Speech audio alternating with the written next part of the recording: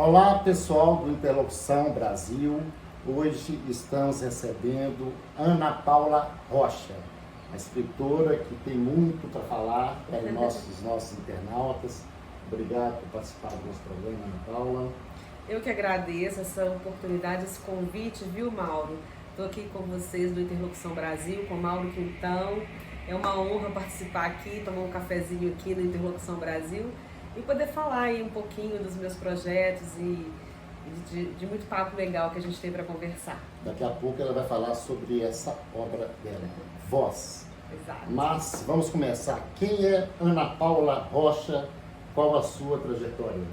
Então, essa é uma resposta longa, né? Então a gente pode discorrer. Mas a Ana Paula Rocha é basicamente uma escritora, né? Eu escrevo desde os 9 anos de idade, mas por uma questão assim das contingências da vida, né? Das opções, das escolhas que a gente faz, eu passei a desenvolver isso de forma mais sistemática e profissional a partir de 2017. Então, ao longo desse percurso todo, eu tenho coisas escritas, coisas que foram perdidas em disquetes velhos, em cadernos, etc. E hoje, focada realmente nesse projeto de vida, depois de ter criado os meus filhos e de ter me formado primeiro em arquitetura na UFMG, depois em direito na PUC, exerci minha profissão, né, como advogada, exerço ainda, né, ao longo de mais de 30 anos. Não sou novinha, né? Tô com meus 50 anos de idade, 3 filhos adultos, 2 já casados que moram em São Paulo, um rapaz e uma moça. Muito jovem, nós somos jovens. Somos, eu vou viver mais de 150 anos, isso aí tá certo já. Tá certo já. Dizem que a pessoa que vai viver 200 anos já nasceu, e eu desconfio seriamente que possa ser eu, entendeu? Então fica a dica aí. Mas eu tenho 2 filhos, um rapaz e uma moça casados que moram em São Paulo e mais uma filha solteira que mora no Rio de Janeiro, né? Eu fico muito no Rio até por causa dela e porque eu adoro o Rio também.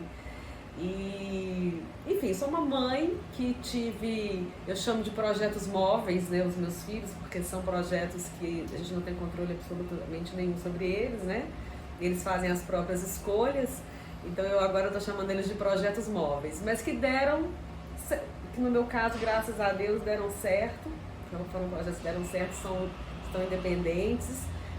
E eu estou hoje podendo, né, ainda jovem, pela primeira vez me dedicar integralmente ou quase integralmente à literatura. Então é um novo momento na minha vida, um momento delicioso que eu estou vivendo, né?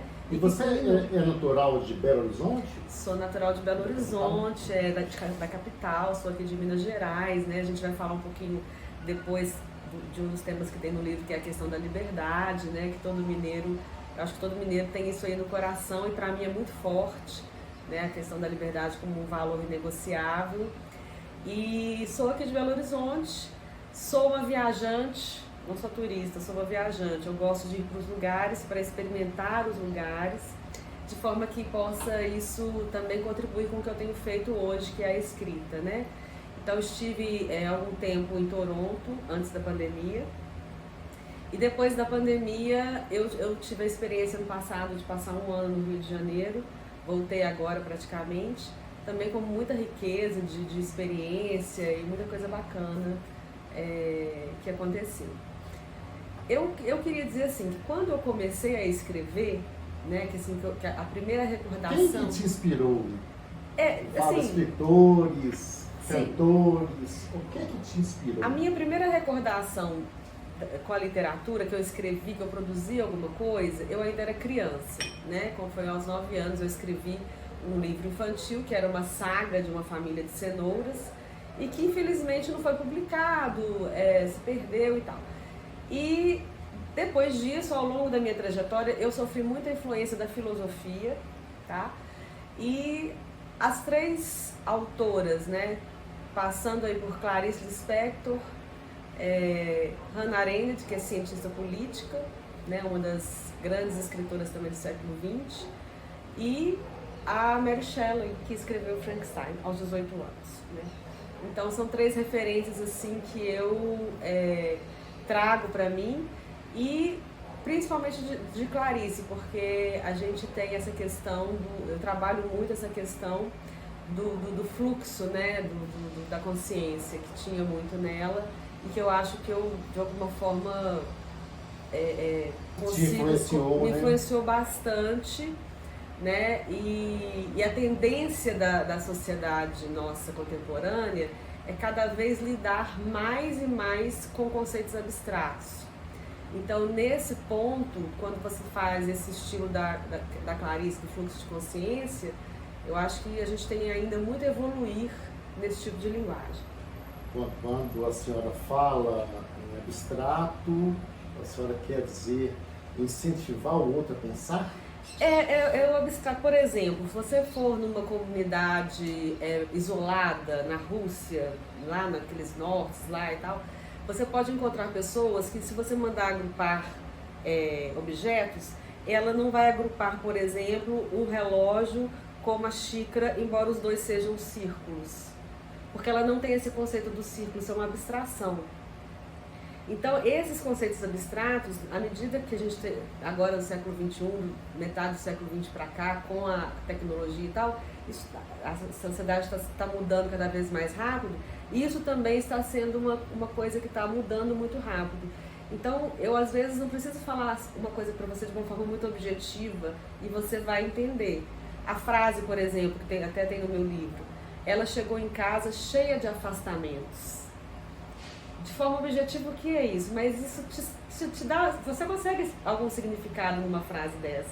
De acordo incentiva você a fazer uma reflexão. Mas é uma frase que é abstrata. Entendi. Né? Exatamente.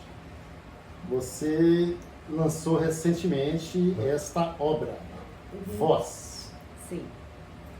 O que é essa voz? Então, essa voz, ela nasce...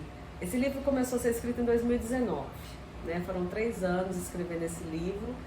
E eu tenho hoje um projeto de um romance que está em andamento, e inicialmente eu ia lançar esse romance, que tem o nome provisório de A Terra de Palmer, que é um romance que fala sobre o inconsciente humano, uma viagem metafórica ao inconsciente humano. Na época, eu comecei a fazer um trabalho de divulgação no Instagram para me colocar como escritora, né? Para que as pessoas conhecessem o meu trabalho quando eu lançasse o meu romance, 2020. Tá. E para isso eu comecei a publicar os meus textos de prosa poética. E a receptividade foi muito boa. Então nós decidimos lançar, que eu falo, eu e a Rebeca Zavatini, que faz meu marketing digital, vamos lançar primeiro o livro de prosa poética, que são esses textos que estão reunidos aí no livro Voz, e que na verdade são vários personagens e várias vozes, né, que perpassam o livro, que são vozes que me perpassam, né, que tratam da condição humana de forma artística e não de forma terapêutica, né, e que as pessoas se identificam com elas, porque as questões humanas que eu tenho dentro de mim são as mesmas que você tem, são as mesmas que todos têm. Então é muito comum a pessoa me dizer assim: nossa, parece que você escreveu pra mim. Eu precisava ouvir isso hoje, quando eu gravo, né, no Rios e tal. Eu precisava ouvir isso hoje, parece que você escreveu pra mim, parece que você está falando de mim.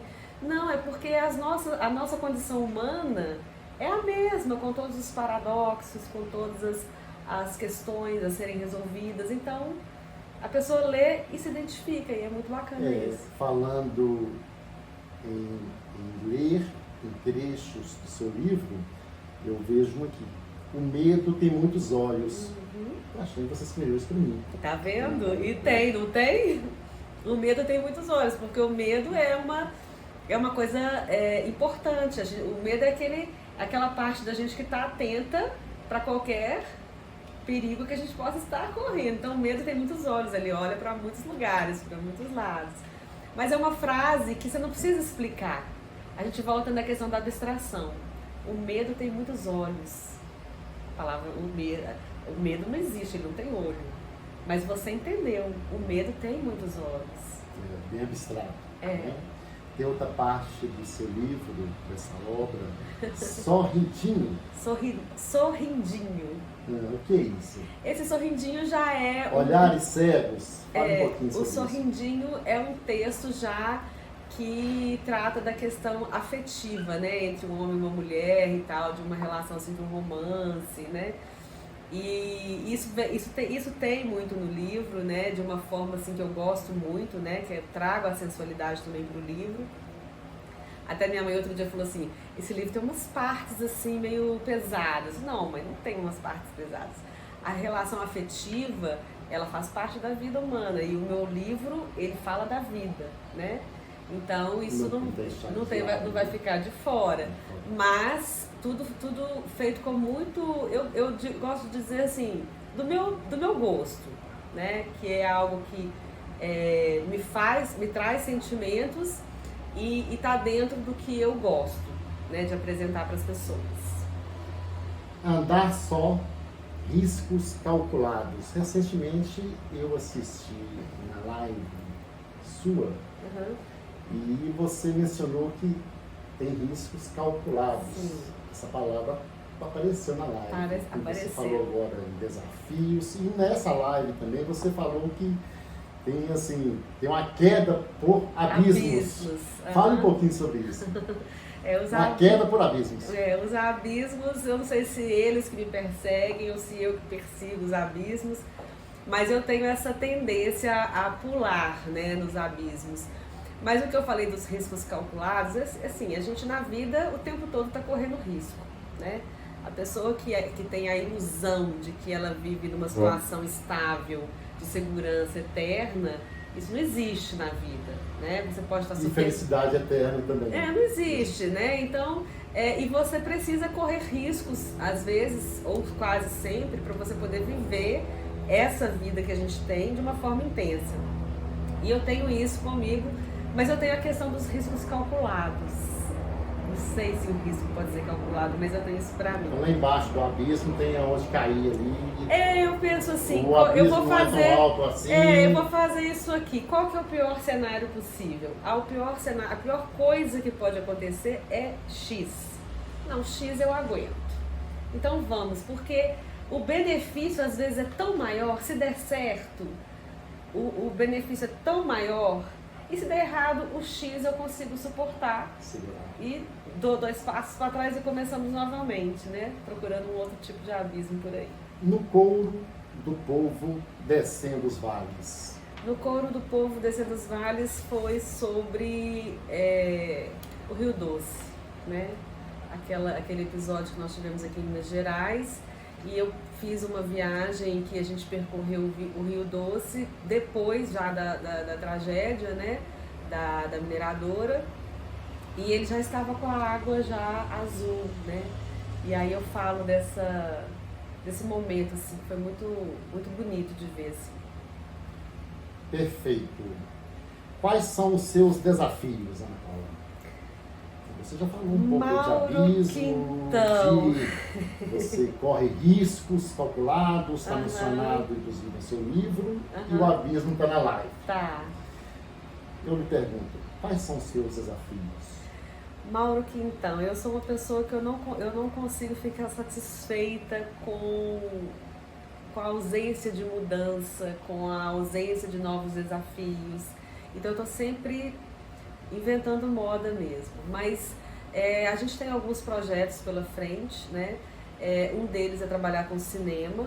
Eu tive a oportunidade de escrever um primeiro roteiro, um primeiro tratamento de um roteiro de um filme. Estou trabalhando... Se você fosse interromper, okay, porque já seria a próxima pergunta. Tá. Qual o seu próximo projeto depois desse livro? E você tem uma notícia para compartilhar em primeira mão para o internauta do Interlocução Brasil. Um evento vai ter em breve. Sim, aí é o projeto de mentoria para crianças escritoras. Vai ser em Tiradentes? Vai ser lançado, né, oficialmente na Bienal do Livro de Tiradentes, que vai ocorrer do dia 5 a dia 9 de outubro de 2022. Então esse é um projeto que eu pretendo que ele tenha uma reedição constante, anual, mas ele vai ser lançado, chama Oi, Livro que Te Quero Livre, né? Que é um projeto de mentoria para crianças escritoras, para a gente buscar novos talentos, ouvir o que as crianças têm a dizer do ponto de vista delas como escritoras sobre o mundo que a gente vive, no vocabulário delas, de cada faixa etária, né? Com o tema que elas querem escrever a respeito, e a gente já tem feito já esse trabalho e com acompanhamento de algumas crianças, e vamos lançar o projeto oficialmente na Bienal de Tiradentes. Bacana. Com tanta bagagem, Ana Paula, eu lhe pergunto, você é feminista? O que é feminismo para você? Explica para o internauta. Eu sou feminista, primeira coisa. Quero registrar.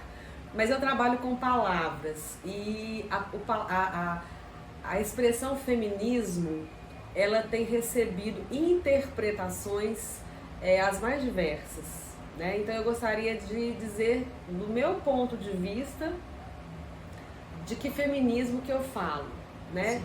Eu falo do feminismo histórico, né? Para mim, o feminismo, ele foi a grande revolução do século XX, né? Apesar que nós tivemos 2 guerras e tivemos avanços em várias outras áreas, mas a vida que eu, Ana Paula, tenho hoje, de independência, de fazer minhas próprias escolhas, de trabalho intelectual, de escrever, de pensar, de estudar, ela só é possível por causa desse movimento feminista do histórico, né? Desde o direito de votar, né, de ser votado, as horas de trabalho, né, que as mulheres tinham.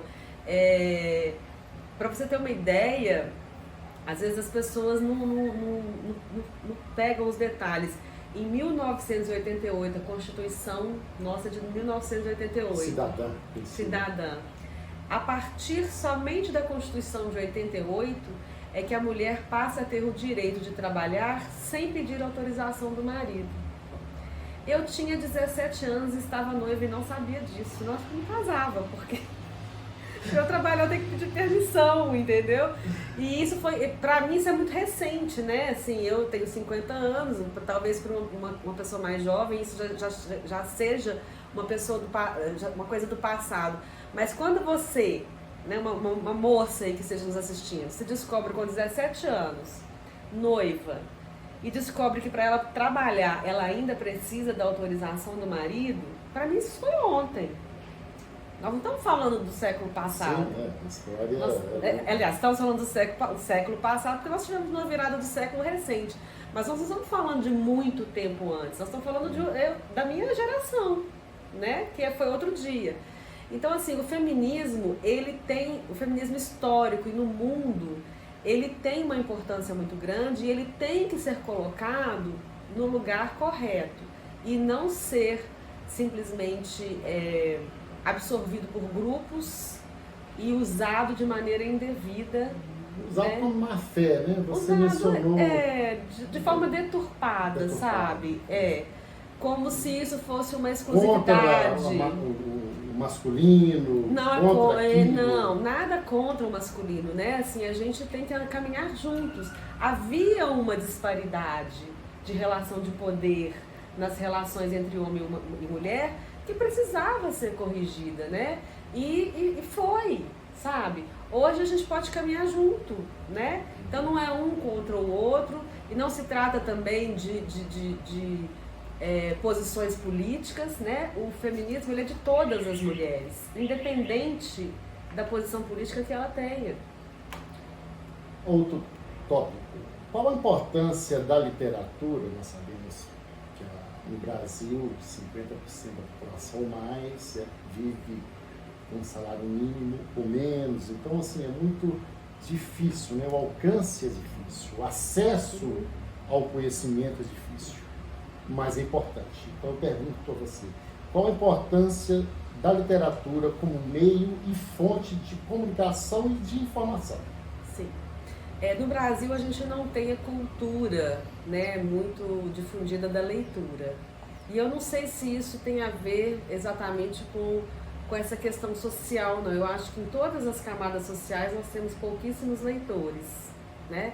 Porque o acesso ao livro, ele não é uma coisa tão cara, né? Um livro é R$30.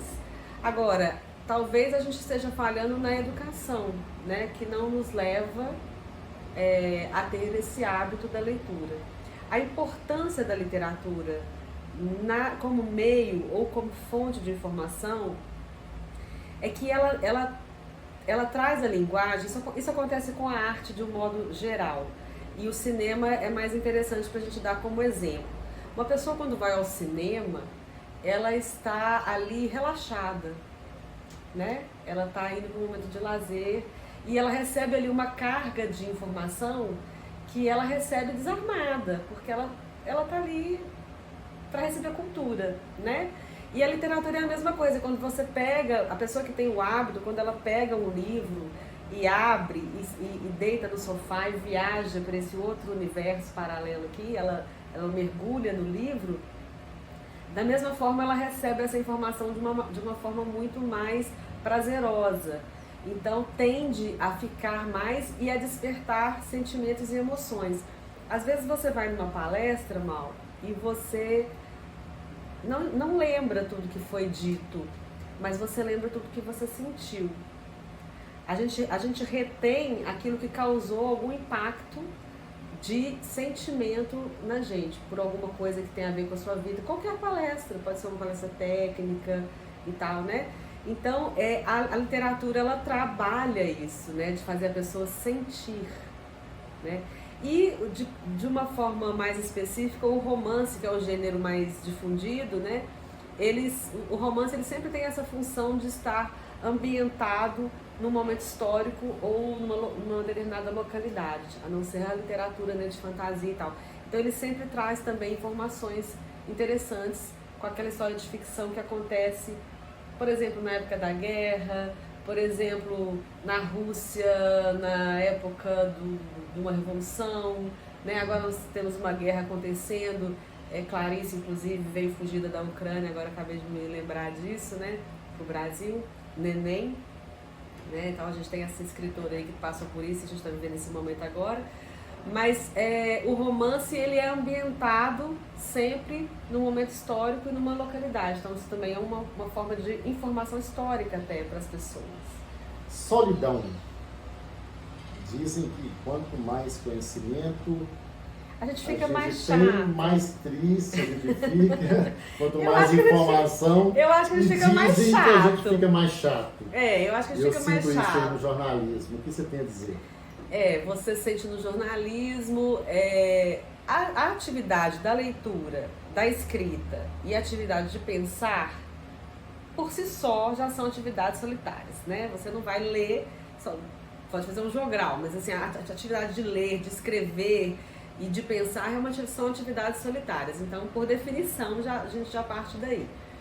E à medida que você mergulha, e com o passar do tempo você vai adquirindo esse conhecimento, eu brinco que a gente vai ficando chato, porque a gente vai adquirindo um conhecimento que às vezes a maioria das pessoas não passou por esse processo, né? Então não é todo assunto que todo mundo quer conversar, né? E a gente tem que ter essa sensibilidade. Mas a maioria das pessoas talvez não queira nem pensar. Absorvidas, né, pelo corre-corre, assim, também, pela sobrevivência, né, pela sobrevivência. Mas, se eu pudesse dar um conselho para Ana Paula, de 18 anos, né, talvez eu diria para ela ter começado até mais cedo e ter se dedicado mais. Por quê? Apesar que a gente está sempre numa luta pela sobrevivência, o conhecimento ele traz um poder interno pra gente que ajuda na luta pela sobrevivência, te deixa mais preparado para isso também, né? Então é um círculo virtuoso. E outra coisa que eu sempre brinco, né? Quando você adquire uma bagagem intelectual, seja ela qual for, ela fica para sempre, né? Ao contrário da academia, hoje eu malhei 6 horas da manhã, te falei, né? Se não for esse horário eu não consigo fazer. E o meio-dia. E o corpo pede, né? Porque a pessoa vai ficando, né? Vai passando os anos, o corpo precisa. Mas se eu posso malhar durante um ano inteiro. Se eu parar um mês, o negócio não é isso. Com a atividade mental e intelectual isso não acontece, né?